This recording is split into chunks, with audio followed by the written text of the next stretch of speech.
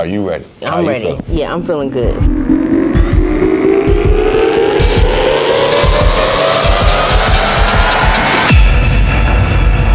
We are rich from birth. Hello, and welcome to Rich from Birth, the podcast. I am your host, Jessica A. Ross, Mrs. Jam Good, and of course, I'm here with my partner, Coach Rich. Yes, ma'am. And we are also in the presence of my homie, my player partner, the King of Clown Attraction, Mr. Marquel Russell. Well, yeah. I appreciate it. I'm feeling great, man. I'm feeling great. I'm excited to be here. That's right. So as you know, Yeah. our audience is coming into the room of requirements. We are learning about our minds, and we are learning about how we can implement things from other people's experience to really gain traction on our own. Mm-hmm. So the first question we ask, Coach Rich. Are you rich before you get the money or after? Then you got to be rich before you get the money to get the money. Break that down for me. Because it's like you can be, if you get the money and you're not rich, if you think the money makes you rich, when you actually get the money, you pretty much just gonna fumble it anyway, because the money can be fleeting. Yes, sir. Does that make sense? Absolutely. So I think the riches start from the internal, Mm-hmm. and then it attracts the financial wealth. Mm-hmm. I told somebody that at Chipotle the other day. I said, man, if you give a bum on the street, a homeless man on the street that don't really know nothing, $1 million, is he rich? And they was like, yeah, he rich. He got $1 million. I said, that don't mean that he rich. You come back a week later, he ain't gonna have that million. Yep. You know, so really he was broke with money. That's it. And there's a lot of people that's broke with money. Like I posted one time, I was like, some people are so poor, all they have is money. Mm-hmm. Like money is the lowest form of wealth. Mm-hmm. Like financial wealth. Mm-hmm. Talk about that. Mm-hmm. So it's like, it's the lowest form, right? So it's like, if you think about, so like I've been doing this series at my church. When I'm not a pastor, but like my pastor's been putting me in position to like teach the word. For sure. And one of the series I'm on is like, part of it is like the world system and the kingdom. Mm-hmm. The world system, financial is the currency, yeah. right? And the kingdom, faith is the currency, right?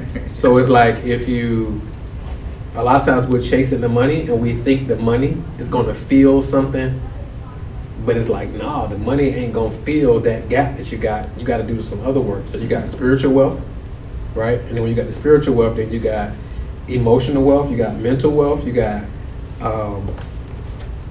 relational wealth, which is relationships are way more valuable than money, because relationships can get you on where money can't get you in, right? And then at the bottom, you got financial wealth, because all this other stuff is like going to get you to the financial wealth. You talking. he was your preacher in real time. Right, in for real sure. time. All of that comes to a certain state of mind, and it then leads to a state of being. Talk to me about the mindset you got in to even understand that money is like the lowest level. So I've been blessed. Like, I think an anointing that God gave me is to make money. So I've been able to make money in a lot of different worlds. So like when I was like in the streets, I was able to get some money, right? When I got into network marketing, I was able to get some money. When I was in club promotions, I was able to get some money. So I've always been blessed to be able to find a way to get some money. But it's like but it was, a lot of it was just as a traumatic response. So a lot of entrepreneurs start businesses as a traumatic response. It's like, we grew up, we ain't had no money, these things went on, so it was like, I need to start a business, so I need to do something to get some money. So it's like, we're chasing something and we're running away from something at the same time. So we're chasing the bag and we're running away from this idea of being broke again at the same time. And it's a never-ending race if you're not in alignment, because if you say, okay, my goal is $1 million, when you hit the $1 million, you're just gonna be like, well, all right, let's get to 2 million. Yeah. When you hit 2 million, you're gonna be like, all right, let me get to 5 million. And it's a never-ending race, and you won't get no rest in it. And you wonder, like, dang, I'm making more money than I've ever made. But as you make more money, it can actually become more stressful. So to that point, I actually lived that, bro. Like, that's what really was the what they call the catalyst to make me shift from the streets to where I am now. Like, I remember like it was yesterday. I had everything that I thought I wanted. You know what I'm saying, in the streets. Like, I had my own place, my own SUV, money, cars, clothes, females, everything, able to go wherever I want to go. But it was just like, I remember I pulled up to my apartment, brand new whip, everything, and I never got out the car. I never got out. I just sat there for a while, and I was just like, why am I not getting out? Like, what's wrong with me? What's going on? And the more I thought about it, it was like, I was drained, bro. Like, I was literally like drained in more ways than one because of what you're speaking to. Like, I really was just running away from something, and I still never really got free from it. You know what I'm saying? And I'm sitting here with all this stuff that I thought was going to fill that void, but it was like, nah, I still had a hunger, you know? I still had a void that I needed to fill. And the more I went down that path and trying to figure out what that void was, that's what led me to Rich Pryor, you know? So yeah, man, that's the absolute truth right there. 100%. When it comes to transitioning your life, because both of you all have the experience of being on the street making money that way, but then now you both have the idea of, okay, I'm a business person, I understand how to do business. What's that transition point in the mindset? Like, literally, maybe what are some thoughts you thought, or what are some things that got you to that new place of being? Great question. So I think for me, it's like, I think the biggest thing was, the crazy thing is like, it's the same thing, right? Right, it's literally the same thing. The only thing changes is the product, right? It's the product, and obviously the target market change, Perception. right? But it's literally the same exact thing. The only thing is, with legit business, you're building something. If you do it right, can't nobody ever take that from you. And in the streets, like the threat and the it's stacked against you. It's a lot stacked. You know, the stakes are super high when in the streets. Like anything, like in the business world, it is as well. But it's like, it's no comparison to like all the different scenarios. Like in the business world is almost like we've seen on TV when they talk about like the underworld, right? The streets is like that, especially depending on like how deep you went into it. And I had got myself like pretty deep into it. So it's like it's a whole nother world. It's like if you ride through the city, I'm gonna use Atlanta for example. You ride through the city of Atlanta, it's a lot of development going on here. It's a lot of media. It's a lot of different stuff here, right? And it looks great, but it's a whole nother world in Atlanta that you don't see just riding through. Like you could be in one of the clubs and all this different type of stuff, having a good time. It's a whole nother world, like simultaneously happening at the same time that you're not even, like the train I won't even get.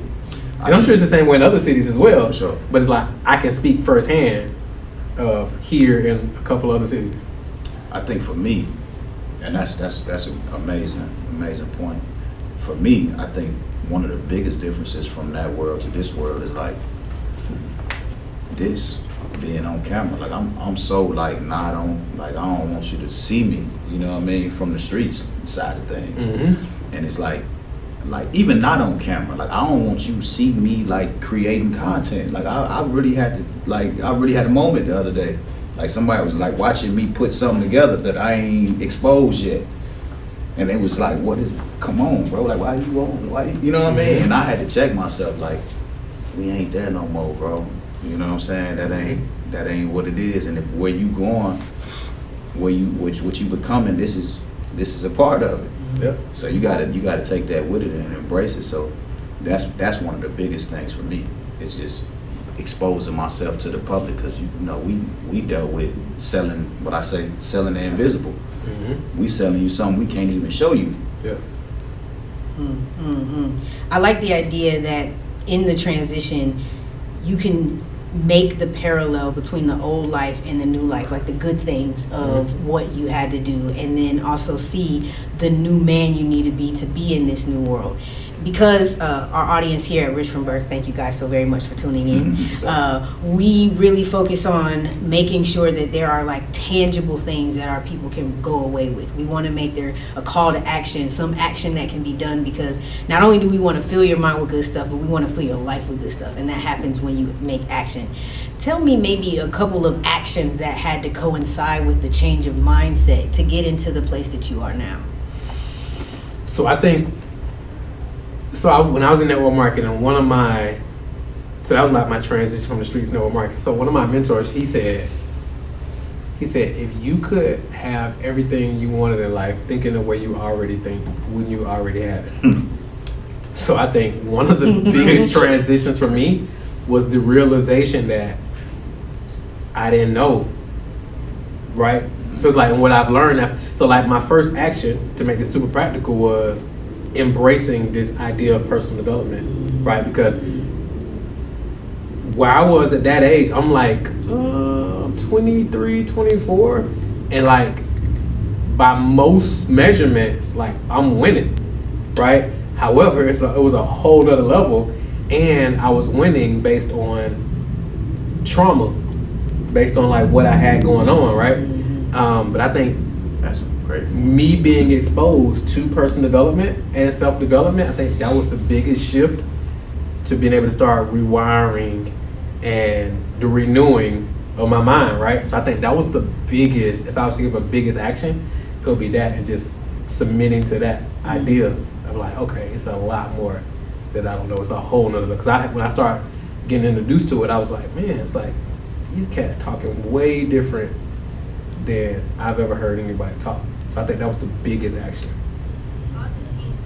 One of the pieces of content that you had on your page that really spoke to me, I think you got a pin on your page right now, if I'm mistaken. But it was like, if you can sell drugs, you can build $1 million company. Mm-hmm. If you can rob and stick up people, you can build $1 million company. Yep. If you can lead a gang, you can build $1 million company. 100%. All the skills are transferable. All the skills transferable. Talk about that for me. Because if you think about it, so I was talking to some of my little homies one time, right? Because I'm still like integrated For sure. with the little homies, right? Yeah. So Salute to that. for sure, because when I talk to them, I'm like, because sometimes people may introduce me and be like, he used to be y'all and blah blah blah, and I'm like, no, I ain't used to be y'all. I'm y'all. Yeah, for right. sure. I'm y'all. Yeah. So That's amazing. I was talking to him one time, and and I'm like, hey man, because they call it striking. So, you know what I'm saying? So they be like, man, we'll be out late night striking. That's what they call like hitting cars and all that. Yeah. So I'm like, bro, if y'all can go out and strike, do you know how much strategic thinking that requires? Because the wrong move, you could be killed. Yeah.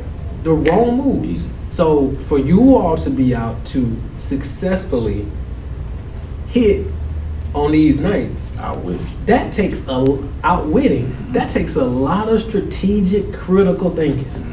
Imagine if we just took that same level of thinking and just readjusted it and focused on something else. Like, what could you create? Like, if you're able to run this game and you got all these little homies who will go out and crash out on behalf of your vision, because that's what a gang leader is. A gang leader is somebody who has a vision, right? And then you recruit all these other individuals who either, one, don't have a vision, or two, they have a vision and you've shown them how they can accomplish their vision within your vision, which is business leadership. Like a company. So Steve Jobs, he created Apple. It was like, this is the vision, right? And Bill Gates was like, the vision is at Microsoft is to get a laptop on every household. And then he sold that vision to all the newer Microsoft people, right? Same thing with Apple.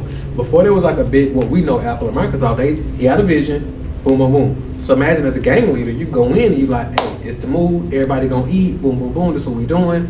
And all the other homies like, all right, cool, we in this thing, and it's only two ways out. Like, you got to be able to articulate a strong vision for cats to be like, I'm in this thing to the death. Yeah. That's vision casting. Like, a lot of time we don't know that's what we doing though. That's exactly what it is. Like, that's exactly what it is. Right? It's like if you got a cartel or you got some homies, you got the work coming in. You like, listen, I got a plug. I'm gonna get these. Meech did it. Yeah. I got these. Who watched me enough? Yeah. Like, Meech went into the hoods Yeah. and he was like, listen, homie, It's the vision. I ain't on that. What y'all boys on? I know I ain't from the city. I'm getting the work coming in. Right? Of course. Allegedly, right? Because this is what we saw on the show. Right, allegedly. But it was like, hey, I can get these things in. I'm gonna bring them. I'm gonna put them at a price where we all can eat. How was he able to bring all these brothers together from all over, different hoods, different philosophies, appealing to their interests? Cats who would normally be shooting at each other, but they was able to get money together because of one unified vision. Bruh, like, if Meech did that with that, maybe we can do on a legit level, like from a corporation.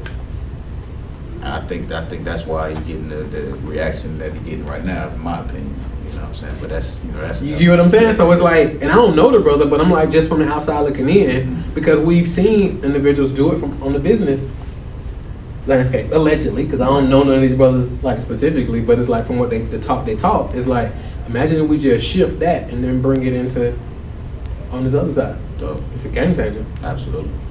I like the idea that you talked about in terms of embracing self-improvement, because I know a lot of times we kind of think that looks different than us. You know, that's a Tony Robbins, that's a Jim Rohn, that's a not us type of vibe. Talk to me about really embracing that, and then how you feel like other people who look like us can embody the self-improvement edge. So I think the beautiful thing is y'all doing it, because like typically we see it's a Tony Robbins thing, it's a this thing, and it's like, they ain't really like us, right? But it's like y'all are showing that, that's us, for sure, right? And you can do it looking like how you look, right? But it's a real thing. So one of the biggest things with me was when I first got into that whole world, it wasn't a whole bunch of brothers who did it. Because we saw the Tonys and we saw these different cats, and it was a Les Brown who I first saw, right? The crazy thing, how everything come full circle. I actually had a conversation with Les 2 weeks ago, right? And she did too. Right, so we had a conversation because he reached out and he was like, "Man, I love how you work. I love your simple yet profound strategies." He was like, "I'm doing this thing. I want to, do some collaborative stuff." We actually, that's what I was telling you about. I got a meeting with after this, but we had to reschedule. But anyway, when I saw him though, congrats. That showed me that, oh wow, this for us too. For sure. And then what I saw when I saw him in these big conferences, and it was everybody who didn't look like us, and it was him holding space in there. I was like, he's holding space in there for us. Because every time I see one of us win, it's a win for all of us. It ain't oh man, he win, I'm gonna do the same thing. It's like, no, we win. We win it. It's a win for all of us. You know what I'm saying? So when I saw him do it, I was like, oh, we can do that. And there was some other brothers like Stephen Pierce, my brother Brian Bean. So these are individuals who were pushing the personal development, self-growth narrative forward when it wasn't that many of us. It's more now, right? But it wasn't. So now we can actually see, personal development is cool. Being smart is cool. Having intellectual conversations is cool. And we having a lot of brothers who having platforms, and they ain't just sitting around talking about nonsense. And when the youngers and the other ones like us see that, they like, because in school who's coming up, it's like, it wasn't really cool to be smart. No, I was just gonna ask you that. You know what I'm saying? It wasn't really, and I didn't drop out of school because I was dumb. I dropped out of school because I was bored. Yeah, me too. Right? But it's like, until I got bored, I was all A's and B's. Right? But then it just stopped making sense to me. And then one of my homies, he used to be in always advanced classes. But he was the one who really started moving that way, at a high level, because he started figuring out the math. Facts. And he was like, you see what I'm saying? So it's like, when we see that it's cool, then we like, I can be cool and I can drip up. Oh, bro, they're like, bro, got chains on and this, and the third, and the frames, and he talking, it is another way outside of rap. I've been trying to tell you. You know what I'm saying? Yeah, I know exactly what you're saying. Because I'm so, with love, I know my co-host Jessica here, beautiful, the lovely Jessica, has been trying to get me to step into other looks, I would say. Okay. And I my whole response is, I ain't got no problem with that. It's just, this is what I'm doing. This is what I want to do, as far as showing the next me that's coming up that, hey, we can be us and not have to wear no suit. Because I don't know, maybe you could speak to this, but it's like, where we come from, man, you getting in them suits and you get to talking a certain way, you kind of lose a lot of the people that you're trying to reach. 100%. And I hopefully I ain't starting though when I'm. No, you ain't fighting. No. But no, seriously, I mean, because it depends on the mission, right? So for me, it's like, I like to show up like this, right? And I know that ain't gonna resonate with everybody, right? But even if I showed up in a suit, it still wouldn't resonate with everybody, right? So it's kind of like, it's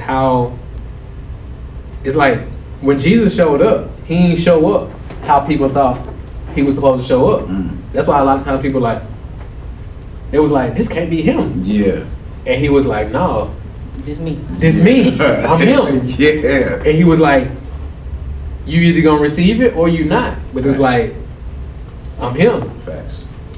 No argument started. No, not at all. I love to be suited and booted. I grew up in a good old blazer. You know what I'm saying? For And sure. I like that look. And I was just thinking, sometimes his demeanor put in a suit would also be jarring enough to make room for people in their minds. But And yes, I agree. he wins. You know, he can dress how he dressed. I'm gonna be all suited and booted when I want to. And I think it's a good balance. Yes. I think it's a great balance. Yeah, me too. I think it's a great balance.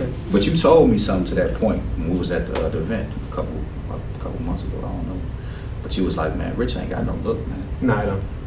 That stuck with me. I Yeah. said, man, I appreciate that. Nah, it's a I fact. appreciate It's like the people who I know who got the most money, you would never know. Yeah. You know what I'm saying? So I gave an example one time. So one time we was in Buckhead eating.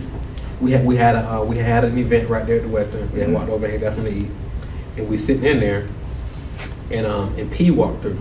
He used to be the QC, like Lil Baby and all that, right? Yeah. He walked through. He with a female. They walked through with a young lady, right? I should say. Nobody knew who he was. Nobody flinched, right? Me, I'm like, I always want to know who's the guys behind the guy, so I know his face, and he from the city too. So I saw him, I'm like, oh, it's Peter. Right. So I'm like, cool. And I was telling, I forgot who I was with. I was like, hey, you know who that is? He was like, no. And I'm like, that's Pete. And he was like, hey, who? I'm like, that's the guy who, Lil Baby. I'm like, he's the guy who runs the label. So with some of the biggest artists in the world. He goes, Yachty, nobody knows who he is. Yeah. I was like, if Lil Baby would have walked through here, it would have been pure pandemonium. Yeah, for sure. You know what I'm saying? And I'm not saying there's nothing wrong with that, but it's like, Rich doesn't have a look. It don't have a look. Like you know, one day we was leaving one of my favorite spots in Midtown, get some food, and I saw Mike Will, and me and Mike Will go back. So chopped it up for a second, and we left. And I told my homie, I was like, you know who that is? He was like, no, who was that? I was like, that's Mike Will. He was like, I'm like, Mike Will made it. Like, one of the biggest producers in the world. Absolutely. But he in there, no security, no nothing. Nobody knows who he is because again, and he ain't not kicking it. But it's like, but a lot of times, if somebody's trying to show they got money, that really show you don't got it. Because it's like if you got to show you got it. I saw a post one time, and it said beware of people who show off their money because they can't even believe they got it. Whoa, that would hit so differently. Nah, for real. I got a homie back home, man. He be on his story, man. He always, he's still in that life, so he always posting, the meat rack, and I just be like, you can't even believe you got it. You know what I'm saying? You can't believe it. Like that, you look broke to me. You when I look at you that's doing exactly this. because you got to think about it. If you think that's a lot of money, enough to show it, and that's your limitation. Yeah. What you think is a lot is your limitation. That's the cap. That's the ceiling. Yeah. That's your ceiling. You think that's a lot, and not only that, you put a target on yourself. Yeah, for sure. That's one thing I never wanted to do. But I remember it was to that point. I remember I was at this. I was probably like 18. I was at this club in Chicago called Secrets. Everybody from the city know the Secrets. But Secrets, we in the line. It's like it's cold out there. Females dressed, young ladies dressed like with nothing on. They still sitting in this line waiting. That's just how the club was. That's how it was. Yeah, Free before 11. Facts. And we just in the line, sitting out there cold, but we got it on though. Like I'm talking about, we got it on. And then I remember it was this white man. It was a bank right next to the club, right next to Secrets, and it was this white man that came out the blue. Me just being wearing my surroundings, I'm looking around, I see him. Nobody else really paying attention. I tell my homies, I say, man, look at this white dude, man. What is he doing, man? Look what he got on, man. He got some little slippers on, nothing on. I'm like, man, look, I'm going in on him. I'm like, man, look at this dude. He owned the whole building. Man, when that man pulled that key up out his pocket and opened the bank door, I was like, oh, he owned this. He owned the bank, and we sitting outside the club looking crazy. Cold. Yeah, cold. Getting cold. That changed my mentality then. It's a different level. Like wealth. Like wealth ain't money. Yeah, it's a mindset. It's a different level. Yeah. It's a different level. The cool thing about this podcast, and we appreciate you all for tuning into Rich from Birth, the podcast. Thank you so much for being here. Please make sure you like, subscribe, and follow. The reason why we like it so much is because we definitely know that God has provided us with everything we need inside. That's the rich from birth situation. 100%. We are born already wealthy and having dominion over the earth. Talk to me about how you use that understanding in your business now. So, that's such a good question. So, She got him. She got him. So, that's such a great question. So, it's interesting you asked me that. So, I actually shared this earlier, right? It's very interesting you asked me that. So, I was reading, so it's in scripture, and it said, it's Matthew 11, 28 through 30. So, and this is the Message version. So I think it's very important. And it says, "Are you tired, worn out, burned out on religion? Come to me, get away with me, and you'll recover your life." It said, "I'll show you how to take a real rest. Walk with me and work with me. Watch how I do it. Learn the unforced rhythms of grace." He said, "I won't lay anything heavy or ill-fitting on you. Keep company with me, and you will learn to live freely and lightly." So I think a lot of times in entrepreneurship, That was today at 11. that's crazy, right? That's crazy. So it's like, is a lot of times we'll get caught up in the race of grind, but it's like a thin line of living in the world system and then living in the kingdom system. So a lot of times in church, people will say, well, don't deal with people of the world, don't deal with people of the world. And basically the church is saying people who aren't Christians, right? Which is a whole nother conversation we can talk about if we need to. But Jesus wasn't a Christian. Exactly, right? I'll say it. 100%, right? So I'm heavy into that in my Facts. series, right? Facts. So that's why I was like, it'll take me down a whole nother rabbit hole. Yeah. So, but it's not people who aren't in the church. It's like people who operate on the world system, right? Who's dependent on the government. Not necessarily people some people may call poor and they're living on government assistance, but it's like, no, you are worried about who's president because you think it's going to affect you. But if you're in the kingdom system, like, don't none of that affect you, right? So it's like, to answer your question in a short way, is like operating from a place of it being already finished and already connected, and so you don't gotta strive for it because you already got. So something so powerful, again, since I've been into this series, was I don't know the exact scripture, but I know it's in Ephesians, and it basically says that you were in me before you went. So Dr. Miles Monroe said, you existed before you manifested in heaven. So a lot of times in church, it's like everybody trying to get to heaven. But it's like, nah, you were sent from heaven to create dominion and bring heaven culture here. But I've seen people in church that be like, man, I just want to get to heaven. It's like, no, you came from heaven with purpose. So you were already created, and then by us being in this earth suit, like, we're spiritual beings trapped in this body. Yeah. So on our human side, we're trying to get to a goal. But in reality, on our spiritual side, which we really are, we've already accomplished, like, everything we're going for, we're already that. So when you rest in that, you don't feel like you got to chase. But again, it's easy. I won't say it's easy said and done. It's very, we got to be aware of it though, and recognize, like, when we're being pulled into that other side and really catching ourselves, be like, hold on, all right, Holy Spirit, like, let me help me get back in line. And know that I don't gotta operate from a place of getting because I already got it. Ooh, that's amazing. Does that make sense? That right there is a bar. Operate from the place of having. I already got it. I already got it. There's no need to get. I already got it. Yeah. I got it. That's a beautiful state. And because we also do tangible things, again, one of those call to action things. It sounds like you would pray to God to really direct your path back to your faith. But are there any other maybe habits or practices that you have on a regular basis that you do that keep you in that alignment? Yeah. So my morning solitude is like a game changer. Like, really getting up before everybody and, like, really having that quiet time when nothing else is going on before the day get going, and really sitting in that morning quiet time. I used to wake up in the morning and I used to have like a whole checklist of stuff to, like, get done, but it's like I ain't even attached to the checklist like that.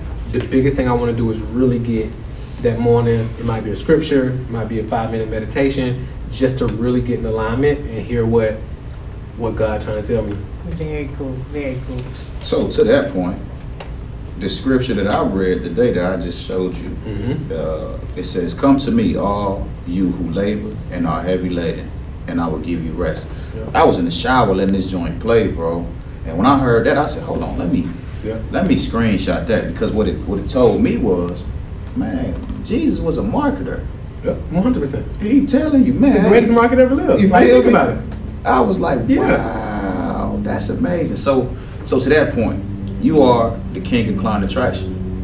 I don't know if you still go by that. I know you kind of shifted gears a little bit. Yeah, I mean, it's one of them things you just can't get away from. For It's sure. like, you know what I'm saying? For sure.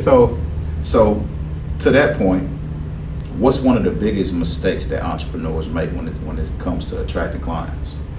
I think one of the biggest things entrepreneurs make when it comes to attracting clients is that they think it's about having a great product or service, which is important, but it's like you actually aren't. So, for example, somebody can cook real good, and you know where we're from, people will be like, "Man, you can cook good. You need to what? Start a business. business. You need to start a business." Just because you can cook good does not mean you need to start a business. Facts. You know what I'm saying? That might not be your ministry. You might be able to get with a rich who has a vision and is an entrepreneur, and then you become the cook of the restaurant. That don't mean you need to start a business though. So a lot of entrepreneurs think that because they're great and they're gifted at something, that they should start a business, and they think that just because they're great or gifted at something, that they don't got to market it. Right? Like whatever business you're in, you're a marketer of that service. Absolutely. Right? So that's the number one skill, marketing. Like if you don't know how to market and sell this service, like you can forget it, like from the gate. So I think the biggest thing is like them not putting a big enough focus on marketing. They're trying to get business cards. They're trying to, get their desk squared away. They're trying to build a website. They're trying to, get their Instagram up and all. It's like, nah, if you don't know how to market this thing and get a stranger to see what you have to offer and take them from stranger to paying, you don't got nothing. So I think that is the number one thing, being very clear on what you have to offer and then making the offer and then being okay with those who not buying, who don't buy, because that's just part of the process anyway. So I tell people all the time, like, again, we talking about Jesus, is like, Jesus had you talking about marketer, like, Jesus had the greatest irresistible offer you can think of, right? Like, what's a stronger offer than everlasting life? Like, right? What's a greater offer than that? And with that offer, as irresistible as it is, people still ain't buy it, Right. and it's free. So it's like, that you get mad when people won't buy your coaching program, or they won't buy your book, or they won't buy your wings and fries, or whatever. It's like, no, you create a marketing system, right? And whatever your thing is. So like, I love Jesus' model because our model is similar. He did conversion events, right? So he did master classes where he taught and he led with value in his marketing, right? For free. And then he gave a call to action at the end. Like, you done seen that model several times. Like modern, right? It's a webinar, or it's a master class, or it's a challenge, or something like that, and you're teaching for free, giving value, and it's like, hey, if you like this, I got way more where that comes I got way more where this came from. Like, how far you want to commit? Yep. Here's my offer. So that was his business model.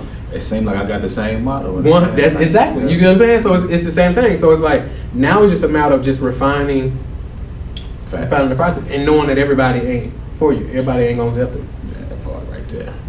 That part right there. When it comes to understanding that God may have called you for something, but some other people may not see it, or the people who you want to be around you while you're living what you feel like God has called you to be, how do you get okay with maybe some people in your life not still staying around, or people needing to be at different places around you when you move into this personal development and what God has called you to be?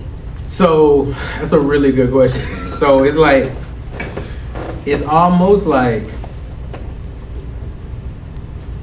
I mean, I don't know why I keep going, but it's like, it's the perfect example. It's like Jesus, right? Like, if you think about it like this, right?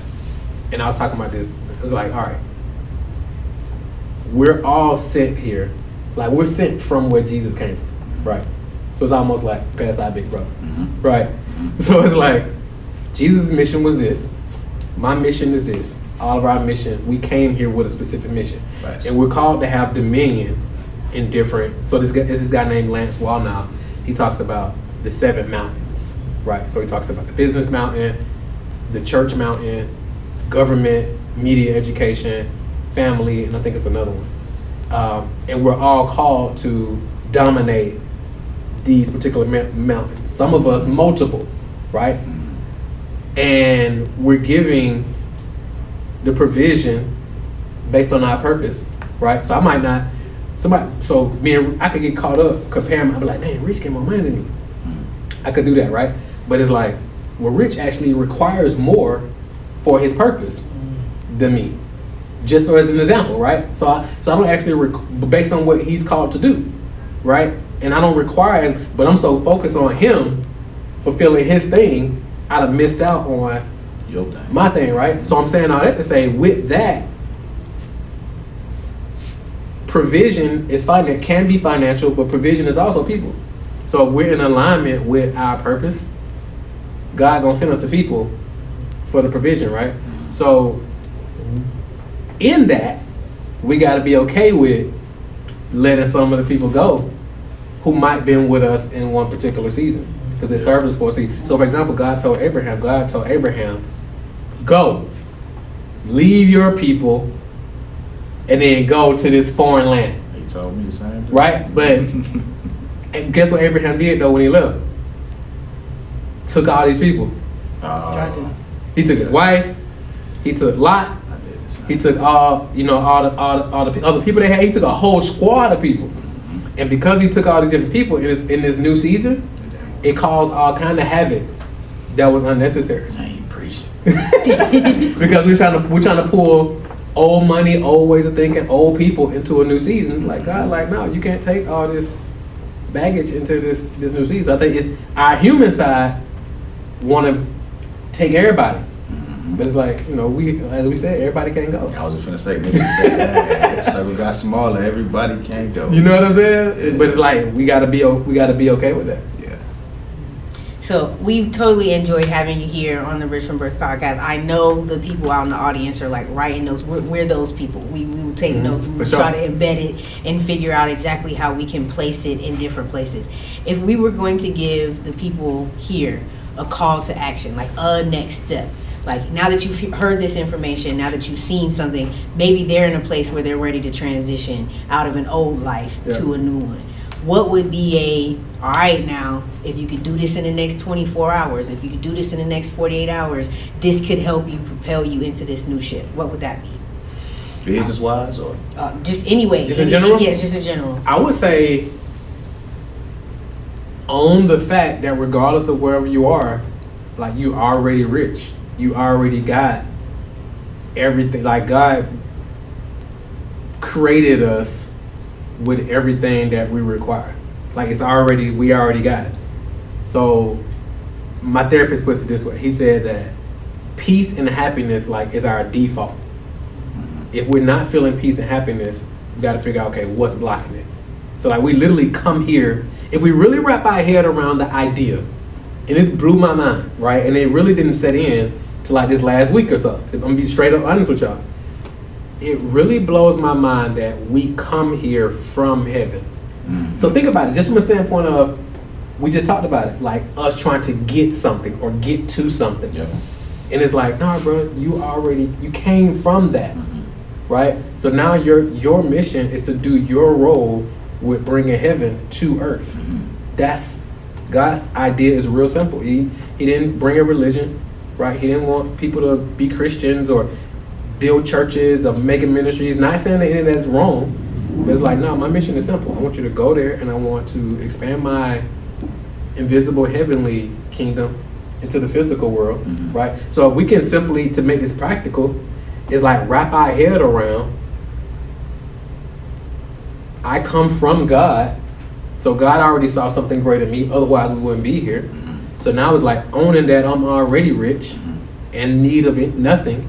And then from there, once you wrap around your head on that, now you can sit down and be like, okay, what is my purpose? What is my domain that I should be dominant in? Is it business? Or are you trying to just do business because everybody on Instagram is saying business is the best way? Or people are saying, if you don't got a business, if you work a job, that's lame, right? That ain't true, right? Or maybe it's media. Maybe it's education. Maybe it should be teaching. I don't know. But the first step, immediate action step, is really owning the fact that I'm already rich from birth. He snapped. like once you own that, because that's identity. Once you own that and you realize I'm already rich, now how would you operate knowing that? They say be still and know that I am God. The I am is identity. Yeah. Being still implies that you doing something. You ain't supposed to be doing something. You're supposed to be being something. That's it. If you knew you was already rich, how would you operate? How would you move? I'll be right here with y'all rich people. You get what I'm saying? Like, how would you move? For sure. But a lot of times we get up out of bed and we racing. Mm-hmm. I gotta get it. Mm-hmm. But it's like, what if you operate from a place you already got? That's amazing. Now I know y'all felt that one. Then you can be at peace. Yeah. And when you're at peace, then you can really get them downloads. You can really hear. Because you ain't moving and racing. Because when you running and you can't hear. It's so much. But like you get off social media and you really get still. Like, I ain't got nowhere to be. Let me just sit. And you can really get them downloads. For sure. I wrote a note the other day. I said, don't chase or pursue things. Embody it. Mm-hmm. Whatever it is that you're trying to pursue, if it's money, become money. Embody money. Embody the value, you know. One thing you said, money is just a representation of the exchange of value. That's it. And money's already crazy, bro. It's like, oh my God. I know we gotta wrap up. No, we don't have to. Okay, we don't have to. I was just trying to respect your time. I'm good. Okay. I'm good. I got the boys with me, so whatever, however y'all want to do it. Let's do it. So I just want to be like obedient and respect the time and all that. So it's like even when you read like how God created the earth, right? It's like God created the provision for everything before He created it. Mm. So it's like before God created birds, He created the sky, He created this, He created. Before God created fish, He created what? Water. Right? So He created all this and then created human and was like, all right, now use everything I've created to multiply. So it's like everything was already created for us beforehand. To that point, absolutely. To that point, one thing I was thinking about earlier that a lot of people don't know, to that point, is that everything that's here is created to serve us. We are the most valuable and most powerful piece to this puzzle. Here's an analogy I got the other day when I was studying, right? So when God sent us here from heaven, provision was our. So I don't know. So like my mom, when me and my I got two little sisters. When we used to go spend the night at somebody's house, Mom would what? Pack us a what? You bet. You go eat an overnight pack us a bag. bag with everything you needed. Yeah, food and all that. Food and all that. Wow. And give you a little money. Wow. You like, oh, they going over there. We had Six Flags, bro. We still got Six Flags. They be like, oh, we going to Six Flags. You know, typically, if kids come up our house, we paying for the kids. You don't got to send your kids no money. We're gonna pay for it. And it's like typically, that's what the other parents are gonna do as well. Yeah. But my mom and my wife is the same way with my boys. You be like, nah, here's a little money anyway. Just in case. Just to make sure you got what? Everything you need. Man, that's So do we think God would send us here No, sir. without everything that we need? No, sir. Overnight bag and some Your food. overnight bag?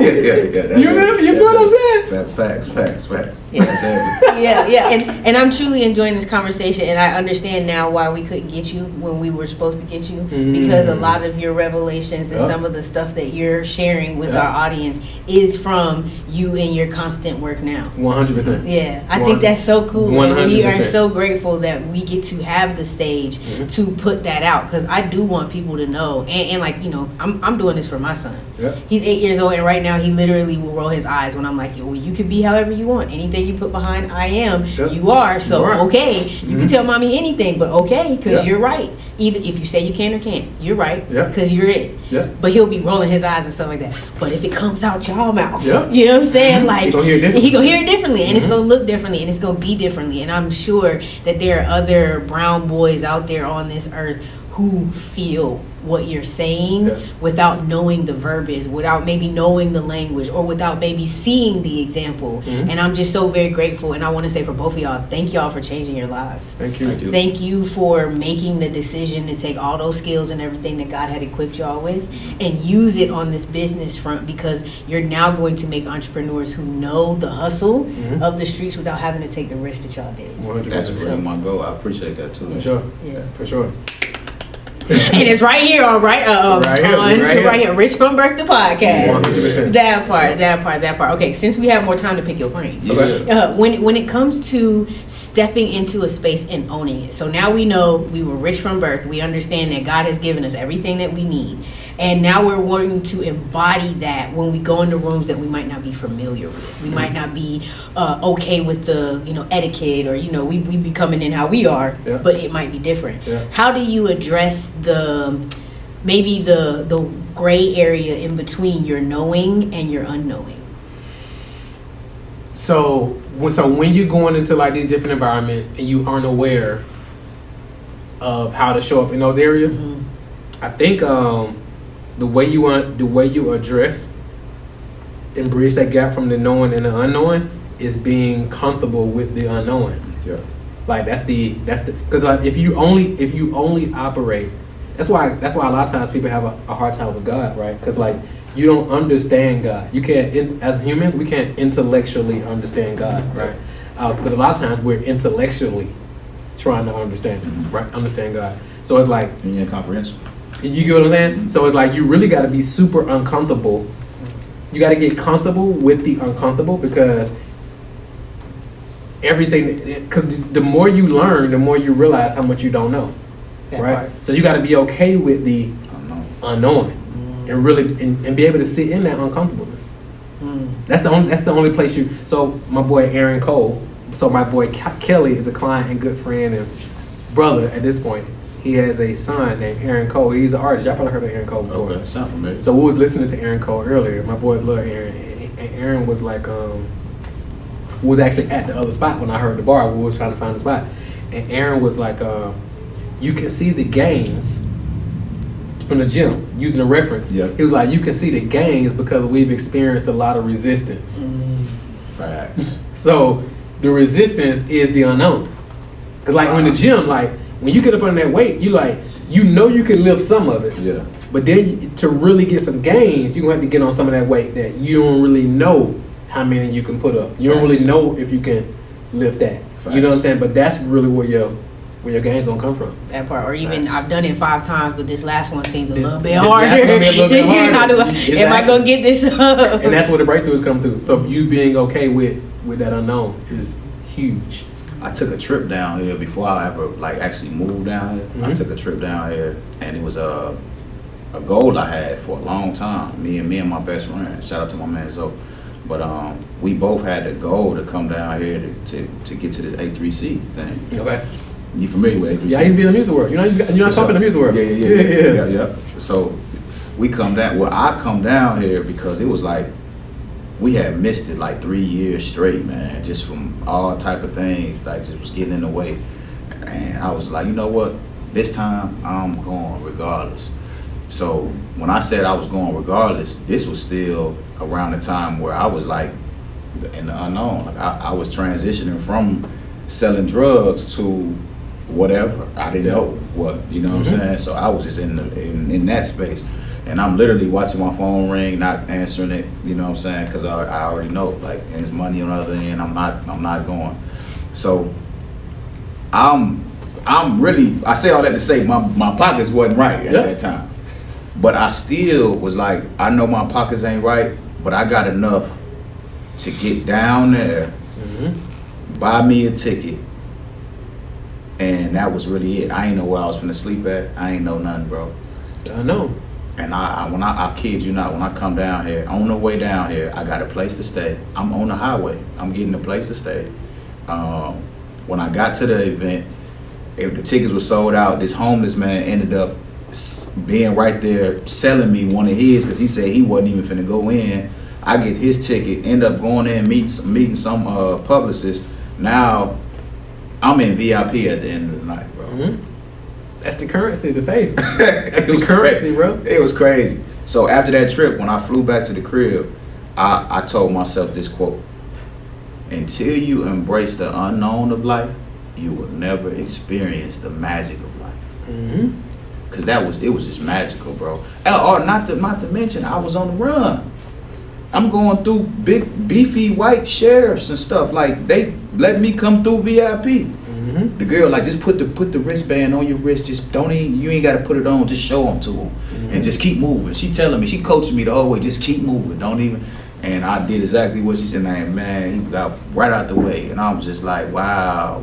That's it, they bro. wouldn't believe this if I tell them this. They wouldn't believe this. That's the currency. It was crazy, man. Mm-hmm. You keep saying that's the currency. Mhm. What is? Faith. Mm-hmm. Okay, Faith. I just wanted to hear that. Faith. Yeah. Faith is the ultimate currency. Mhm. Like, cause you don't know. So my boy Julian said something so powerful. Julian, multifamily, yeah. Julian Gordon. Shout out Yeah. to my guy Julian. Facts. So he does this thing called Bible on the Belt Line. Mm. So we did that. When you gotta come. I don't know if you went before, have you? Mhm. You gotta pull. I sent you the thing. Okay, for sure. So basically, he was talking about Apple and the iPhone. Mm.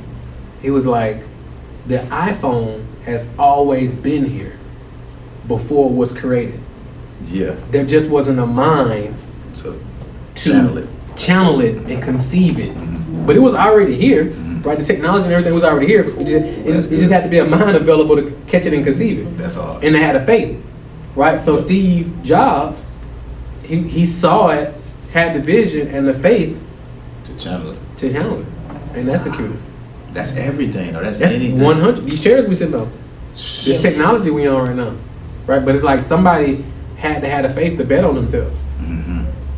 Mm-hmm.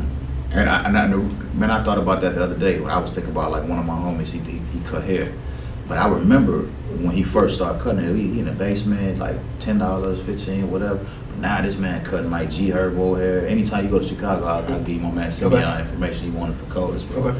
But like he cutting people in the NBA right before they go to the championship game. Like, he doing like legendary cuts though. Mhm. You know what I'm saying? Like, in them times, in them moments. But it's just like, I remember when he was just, just a barber, and it made me think, like, the difference in between, like, the levels of success in whatever field that you in, because it's like he could easily just be the same type of barber like everybody else. $20 a head, $30 a head. Mhm. What was different about him? What was different about him is he had that faith. He had that desire. Yeah. That burning desire that we always speaking about. Like, Yeah.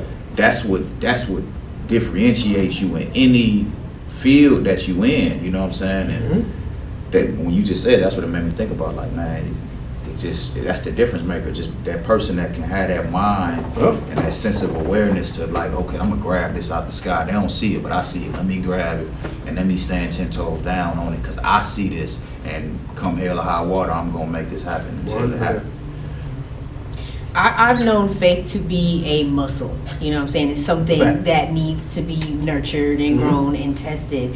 How do we go about, especially because we want to make this practical? Yeah. What are some, I guess, workouts for our faith muscles so that they can be built? So great question. So I think, I have a client named Crystal, and Crystal Brown, shout out Crystal Brown. Shout out, Crystal. She said something so powerful. I was interviewing her one day, and she said, my yes has always been more powerful than my gift. I seen that interview. She I took so many notes. She was like, my yes has always been more powerful. Yeah. So it's like, a lot of times people don't have a bias for action. Mm. They have a bias for inaction, right? Mhm. So to make Procrastination. this super practical, begin to have a bias for action even when you don't know. Even when you feel like you need more information, or even when you, in those moments where you feel like you don't got to figure it out, have that action. So for me, I think a blessing in a way for me is like the world I come from, because it's a 100% faith. Mhm. It's like when I used to leave my house every day, I had the warrant department. I still got it in my phone. I had the warrant department number in my phone. Well, I would call it on some days and be like, just to see if I had a warrant on me, because it was a season I didn't have license, but I'm still riding around with a trunk, right? I'm still moving around how I'm moving around. Like, that's all faith. That's all 100% faith. Yep. Now, I ain't saying everybody got to live that life, but it's like, what does that look like for you? So maybe you in corporate, and it's like, you know you want to raise, you know you've been putting in the work, but you just don't want to ask because you're fear of them saying no.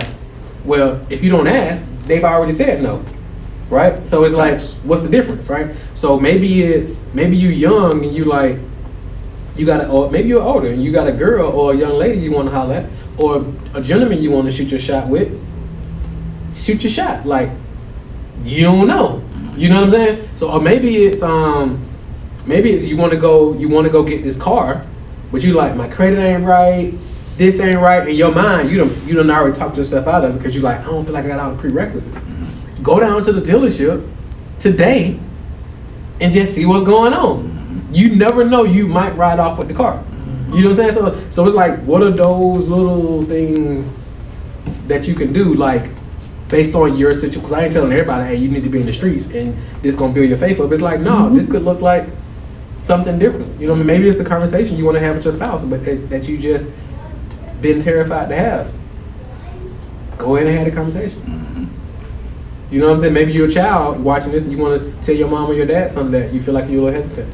Go ahead and because you don't, like I tell my son, he's like, I already know what you're gonna say. You don't know what I'm gonna say. You've never asked. Yeah. How you know what I'm gonna say? Facts. You don't know. Yeah. And then, because sometimes he'll ask me something, and I'm like, how do you thought I was gonna say? Oh, I thought you were gonna say. It's like, exactly.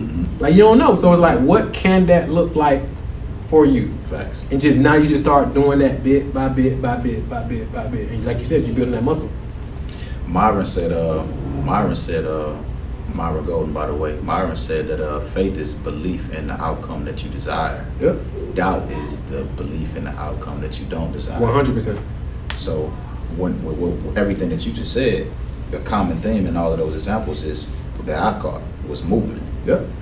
Like, you have to move. You have to, Jim Rohn, do it now, do it now, Yep. do it now. Like, you gotta do it now. Like, you gotta act.